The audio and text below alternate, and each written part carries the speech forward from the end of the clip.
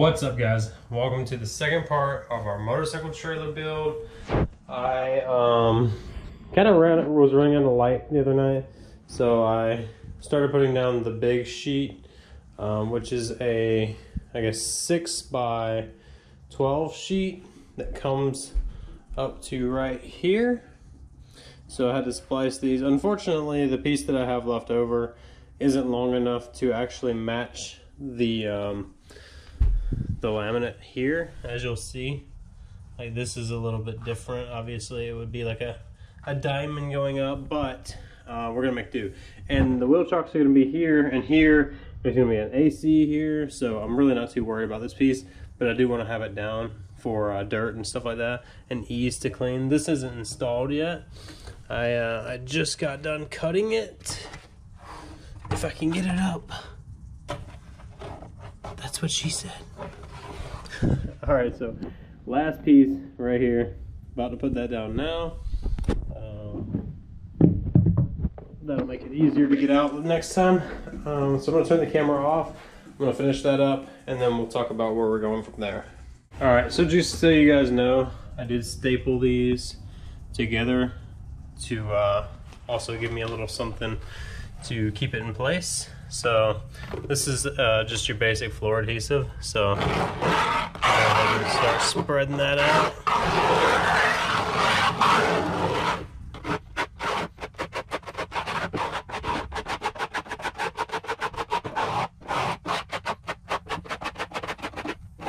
All right, we've got our adhesive down. We're just gonna lay that down. I probably should be using 2 hands for this, which I will be once I turn the camera off. But basically what you're gonna do is you're gonna press out any air that's trapped in there. Press it out, kind of like when you're putting a phone screen protector on. And you're getting it also tight down to that adhesive. Now I'm gonna go along, pull these edges tight, staple them all the way around, and this baby will be good to go. So do you use this wide angle lens so that your biceps will look massive? Because I'm pretty sure that's why. No, it's not. It's to make your muscles look bigger. Because your arm looks huge right now. I don't need them to look any bigger. They're so freaking big. So listen, here's the deal. Part 2 is going to be flooring, wheel chocks, and shelving / etrack. So flooring, I filmed some B-roll stuff. I did not film like an involved how-to, because that is not what this is about. This is just me putting down flooring, showing you what I'm doing with the trailer, what we're doing with the trailer, because Heather's helping out, right? So put the flooring down, linoleum. I also did quarter round around the edges to kind of seal it up, like make it look nice and tight. I'm still gonna paint that. It's caulked in. Letting it dry. Ignore these items. Yeah, these are just items that are, we're doing everything methodically. Like, we're measuring, putting things where they're gonna be before we mount anything, because we don't want to have to mount something and be like, oh yeah, the tent's gonna go there, so can't put that there. So this is gonna go here because we need a little bit of room right here, because our tent will sit here. And then our tent will be secured into the E-track.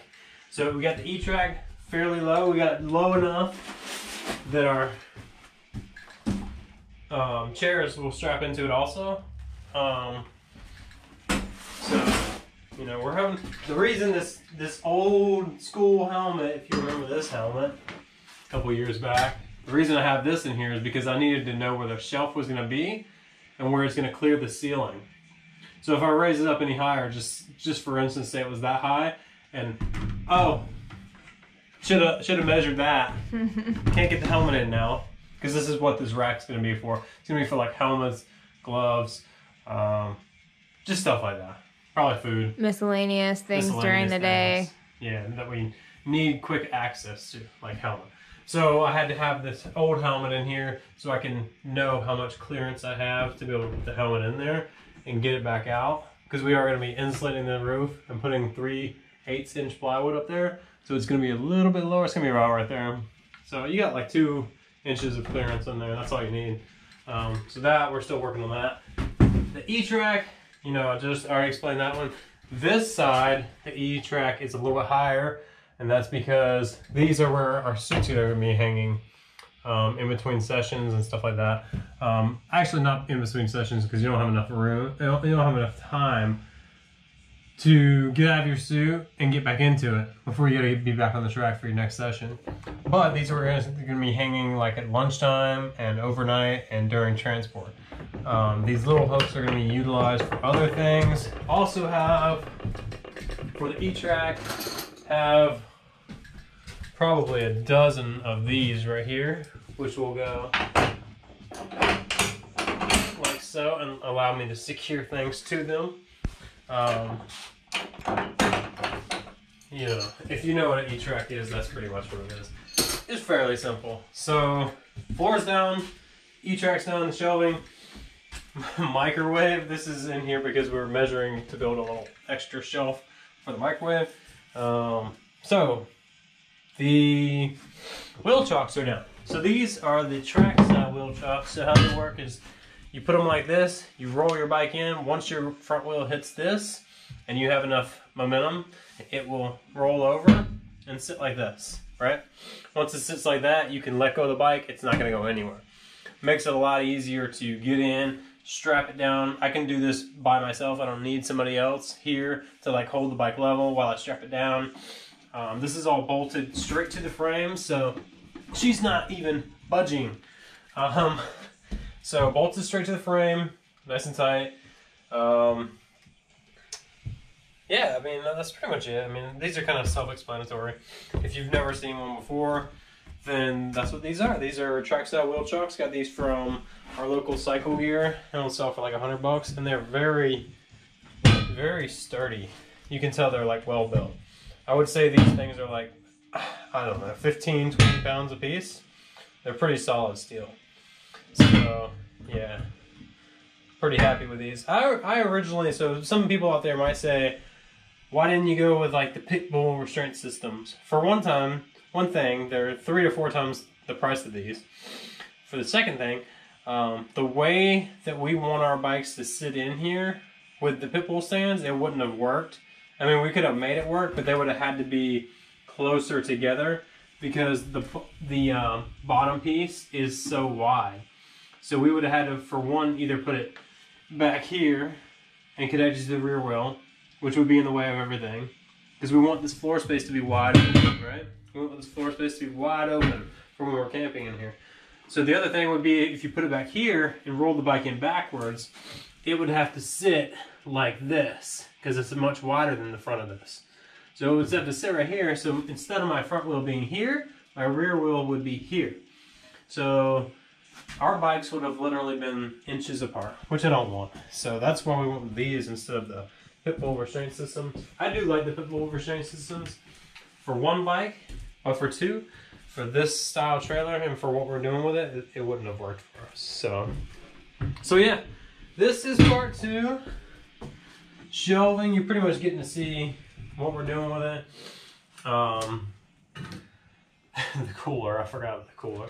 That is our fridge for track days. That's not really part of a build series because we just bought it. You don't build that. But it's an addition that is essential. It's definitely an essential addition. I like that. Essential addition.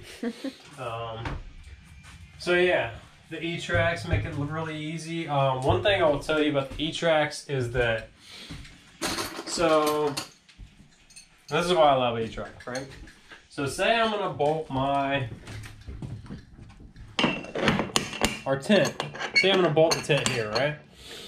Say 2 years down the road, we wanna do away with this and we wanna put a different shelving in, right? Now the shelving is from here back. And the tent goes this high. It's not going to fit anymore.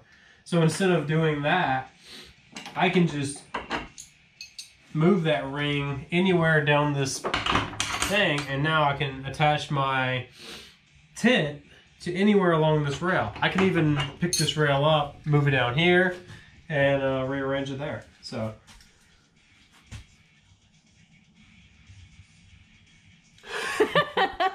I was gonna sneeze and I was like, I better not, they're gonna say I have COVID. So yeah, we're still working. It's another late night out here building this trailer. We got like a couple weeks before we go to the track again, and we're trying to get it all situated beforehand. I gotta mount these, and that's pretty much it for tonight. That's all we're gonna be doing. That's pretty much part 2. You're getting an idea of how this thing's coming along. I think it looks really nice. The quarter round, at first I was like, it's just a trailer, and then I was like, you know what? It's like $20 to do quarter round, and it's super easy and simple. Basically just tack it in, put your caulk along the side, and then, you know, paint it. If you want to paint it. You don't even have to paint it because it's already white. So floor matches that, you know, everything's looking nice. We could pretty much live out of here. Okay, we don't have a toilet or a sink or a shower. He's going a little far. I don't need a toilet. You don't. I'm glad you don't. And only for so long. I know, I'm just kidding. But for a trailer, for something to live in with access to a bathroom, I think we're golden. Yeah. So that's the etrack. This is probably my favorite part so far. I really like this. I only bought 2 big hooks because we'll be able to hang our suits on here during transport and stuff. Once my dad, I know he's watching this, so once my dad gets his own suit, we're gonna have to buy him another one, and his will be right here, and we got you, Pops. So yeah, that's pretty much it. That's pretty much it for part 2. Stick around, stay tuned, because we're doing a little bit more to this trailer. We're gonna be doing some like AC,